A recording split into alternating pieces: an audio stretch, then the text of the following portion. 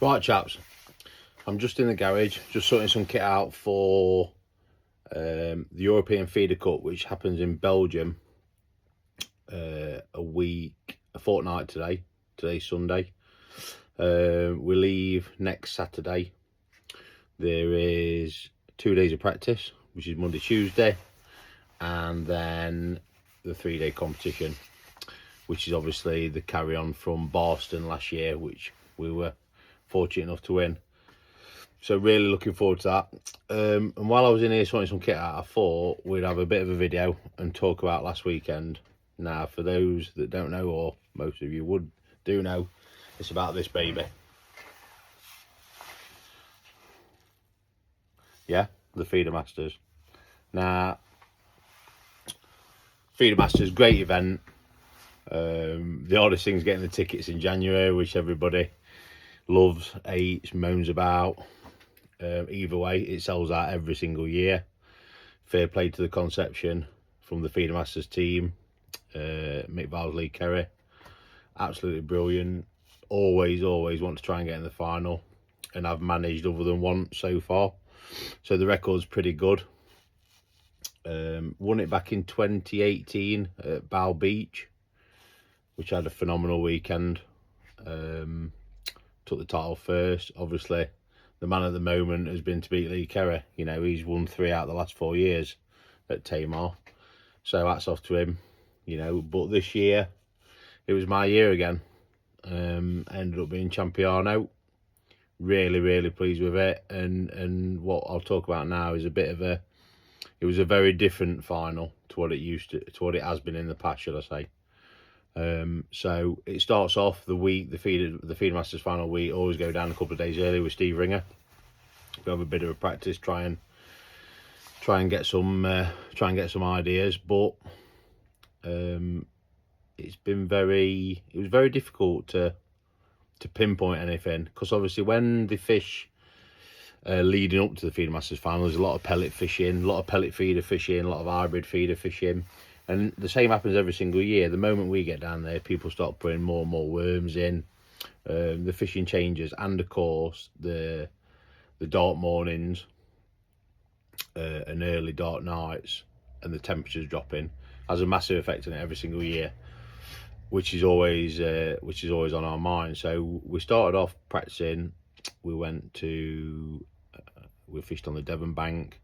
We caught a few skimmers, lots of fish under your platform, which those that know Tamar and that fish Tamar a lot, you can catch big weights on a top kit, which is what they did on the festival the week before.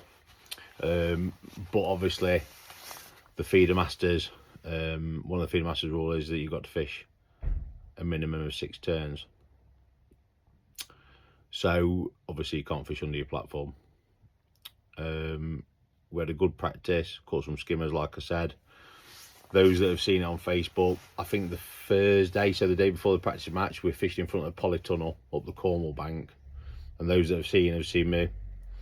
What I want to talk about first was my carp. Now, just hooked it out of the blue, played it, landed it, looked it. I've caught a lot of upper double 20s in my time. I said to Steve, this one's bigger. He agreed. Obviously we both fish Boddingtons quite a lot, so we've got quite an idea. But for the sake of the welfare of the fish, we didn't have no scales, didn't want to bother it, didn't want to weigh it. Had a quick photo, obviously in the water, and slipped him back. He's an immaculate fish, big common. And what happened, we were on the Friday when I was loading my barrel up for the practice match. Some chap come to me. I don't know your name, but he's a carp angler down there, and he reckoned it was what they called the Don, and the Don hadn't been caught for 5 years, and he was stocked in at a mid-30.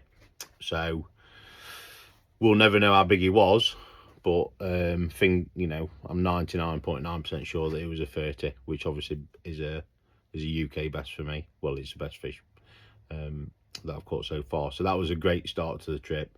Friday practice match, drew sock on again. I've got a knack for drawing well in the practice match, and then the last 2 years especially, caught nothing in the final. Well, not done any good in the final. Drew sock on 2 below the gorse. Had a great day, really. Frustrating day, but caught just fish for skimmers out and out, because obviously I thought they were the target fish.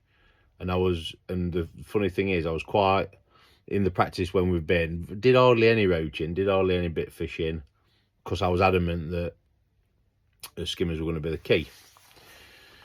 So the practice match, I caught £30 of skimmers. I think I had 34 skimmers and a few odds and sods.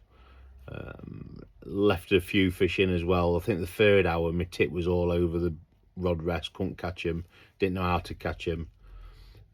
Left me feeling a bit frustrated really after the Friday, because I think £38 won, but 32 a second, so £2 off, nothing really.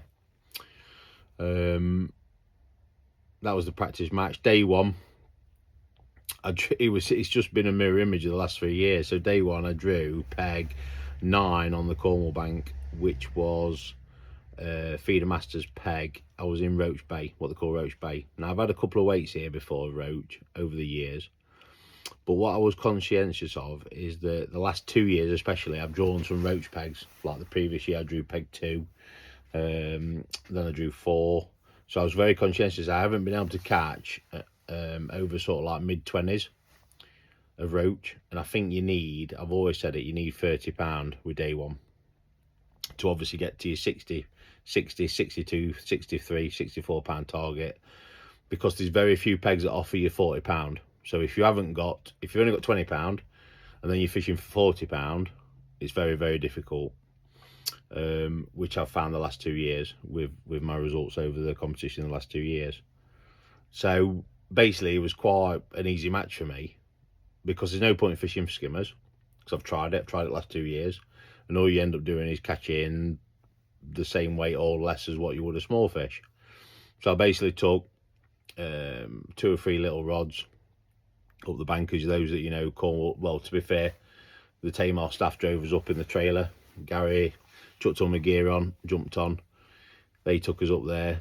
And when I looked at the peg, it's quite, because I've been there quite a lot of times, and the wind had changed and the weather had changed. So Friday it was blowing at Ule, really, really strong winds, and Saturday it was like a glorious summer's day. The wind, and you sort of set back in a bay where I was, and the wind was completely off my back. It was all flat, all still, brilliant.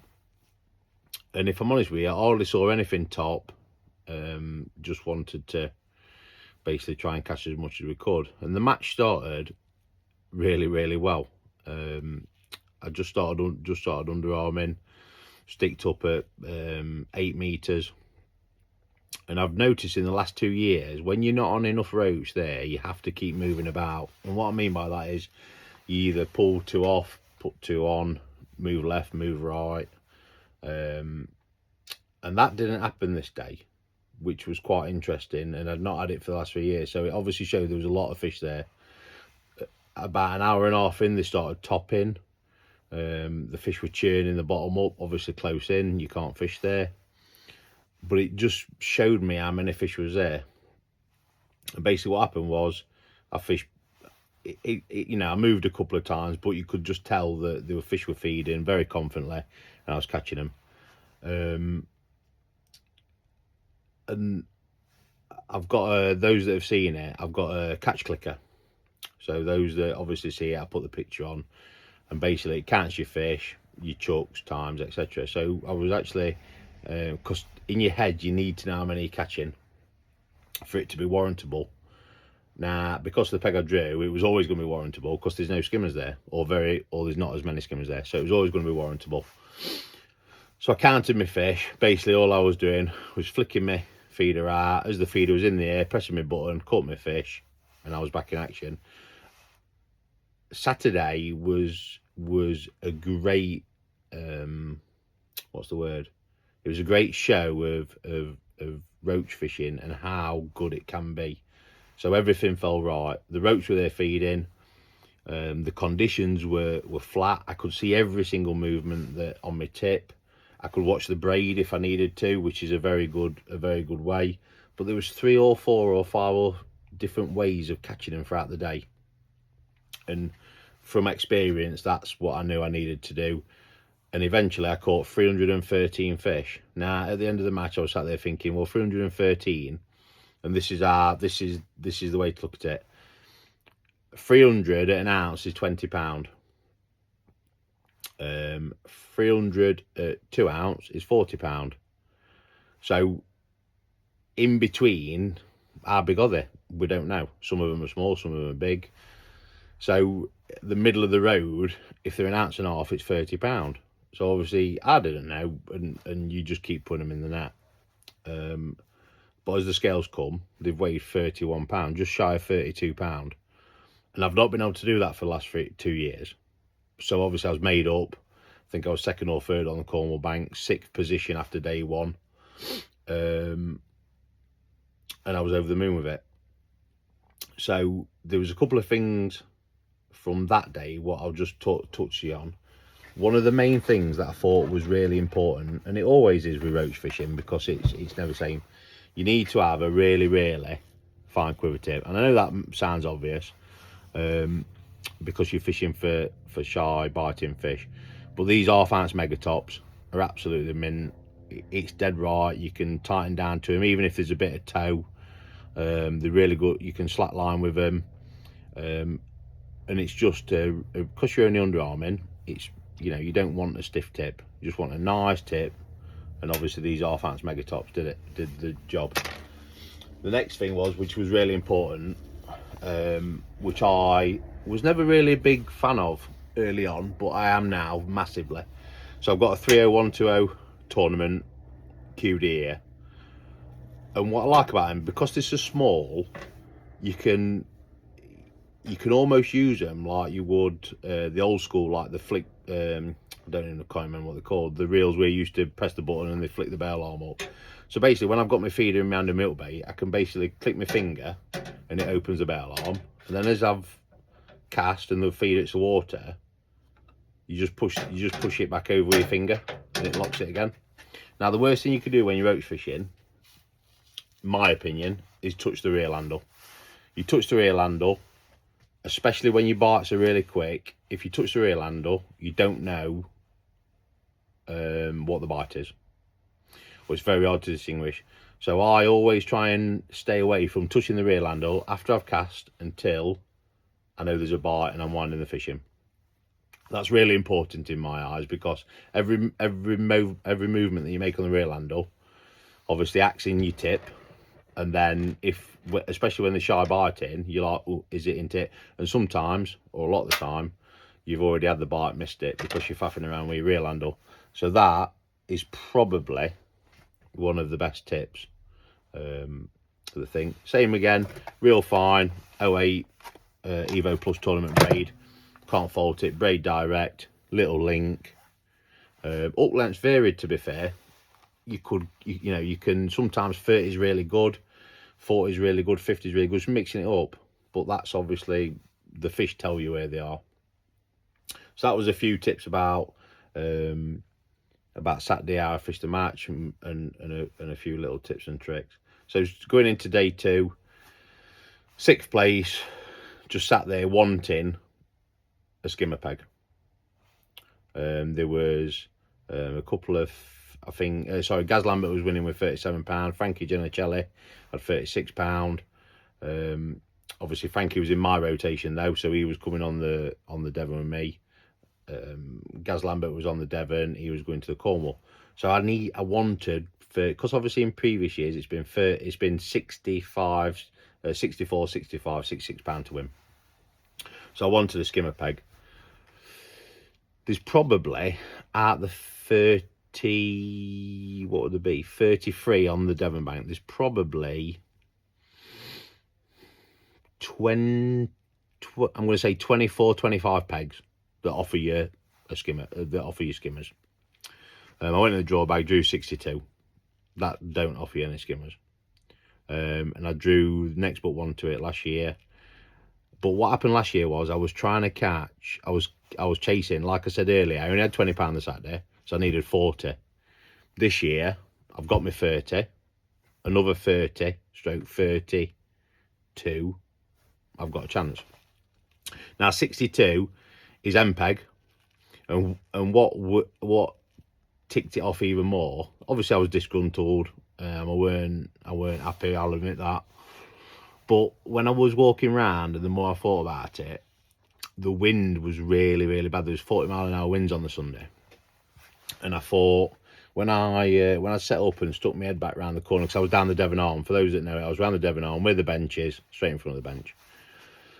When I got up at when I set up and I had to walk around, I walked around the corner and it was horrific. Let me tell you, it was horrific. And those that were obviously fishing there and walking and watching it, and a lot of you that watched the live feed from Bait Tech and Joe Crass, who was doing it for Feedermasters, those that saw it, the weather was horrific. And straight away I'm sat there thinking, could cancel some people out there, because I think it was 40, 45-mile-an-hour winds, which, they're only catching 35, they're catching 35, 35, 36, 37 pound when the conditions were good. And it wasn't it's not the time of year when you can catch them close, because of what I said earlier, dark mornings, early dark nights, temperature changing. So they've still got to fish in excess of 35 metres-ish on a lot of it. So all I was doing, same scenario, I got my 3 little rods, because I thought that was my only chance, because there weren't no skimmers. Or there is skimmers there, but like what I'm saying is, if you fish for skimmers all day, you catch 20 to 25 pound. That ain't no good to me. So all I was doing setting up was just praying that when I underarmed at the start of the match, I had a bite. And I didn't know there were no fish topping again, but there were no fish topping on Saturday. So, but it's the bottom's different around there. It's a shale bottom. Obviously, on the Cornwall, it's a muddy bottom. It's completely different. And what happened were, I waited until at the start, fingers crossed, underarmed, and basically halfway down, a roach towed me rod in. And I thought, and I proceeded to catch 70 in the first hour. And I was thinking, this could be a 35 pound day. Then the second hour, I didn't click on what had happened early enough. And what had happened was, I'd not got enough bait in my feed. Saturday, I didn't need as much bait in my feed, because I think there was twice as many there. But on Sunday, you had to fish for them properly. You had to feed them, because they were slightly bigger fish. On an average, there was odd big perch, odd big roach as well. They're feeding fish. They're not. It wasn't. Although it was a numbers game, it wasn't so imperative about the numbers, and it took me a while to realise that. So the third hour, I introduced more bait into my ground bait. It was like clicking a light switch. 3 chucks in, just catching again. So obviously, I'd wasted 45 minutes because I hadn't got it right. But what I'd got right was, I'd had 5 hours of underarm fishing the day before, which obviously put me in better stead. But you had to fish for them properly. You had to feed them. It wasn't, like I said, it wasn't technically a numbers game. It was a fishing match. And all that happened were so simple. Same again, sticked up at 8 metres. And all I did was just pan round my peg. So I was end-pegged, there was nobody to my right. I just panned round as the day went on, and as the fish moved in, which they tend to do naturally on there. So at the end of the match, I had 273. Same again, didn't know, but I'd had 7 or 8 big perch, or nice perch. I'd had 1 a pound, a couple of big roach, and I felt that the stamp was good. And I thought if I had 300 of them, it was 35 pound. And as it happened, they were a bigger stamp, and they went 30 pound. So I had 40 less than what I had the day before for a pound less. So that tells you the stamp was different. And it was all about feeding them. You got to have bait in your feeder to catch the fish. Also, there was no slack lining. It was fishing for them properly. You had to set your tip correctly, and you had to wait for the proper bite. And it wasn't so much what we call, amongst the lads, we call it fly fishing. You weren't a busy fool. You were waiting for you were chucking out, setting your tip, waiting for your bite. Now, a lot of the bites on Saturday were 10 seconds, 20 seconds. These were 30, 40, 50 seconds, which is a big difference. When you're used to what I was doing on Saturday, the mentality of it is different. And that is what, another point I'm going to make, when you fish with a catch clicker or a fish counter or whatever you do, you mentally know in your head where your pace is at, and that determines how you fish. If you don't count your fish and you don't know where you are, you've had it. And that was a big thing over the weekend, because like I said, if I'd not counted the time that the bites were taking on the Sunday, you'd have been like, well, it's slower than yesterday. What am I doing it for? So it's really important, and it's massive. You've got to count your fish, and I do it in all my fishing now. More importantly, especially in competitions like that, especially feeder fishing like that, because you're only doing that, you need to know that you're on track for the target weight. So to cut long story short, weighed him, 30 pound 8 ounce. Was over the moon, bit gutted about the second hour, because I felt it could have been, because if it was 64 pound to win, I was £2 short. Word come down the bank, everything had shut off, been really difficult for the lads in the wind, and my 62 pound 8, I think, was enough to take the title again. To say I was over the moon was an understatement. To win it twice is massive. To win it on both venues is even better. And it was just it was just a great feeling. Everybody wants to win it. I've been fortunate enough to win it twice, and more importantly, I've been fortunate enough to win it without even catching a skimmer all weekend, which the few people I spoke to about leading up to it, in my head as well, never in a million years did I think you could win Feedermasters at Tamar without catching a skimmer. I've not had one.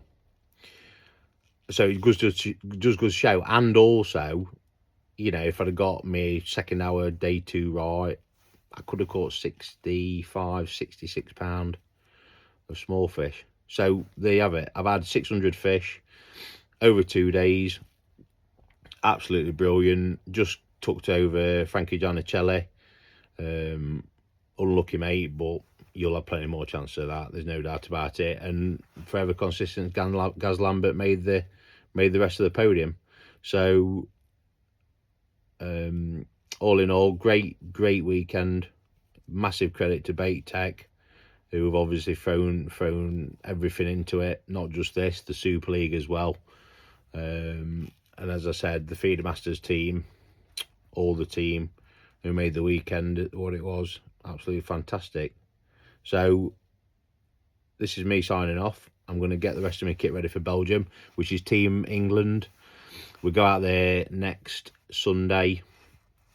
Like I said, we've got 2 days practice, 3 days match for the European Challenge Cup. So hopefully we'll bring back, and from me, and the Feedermasters trophy, I hope he's going to stay in my house for next year as well. Cheers, guys. Thank you.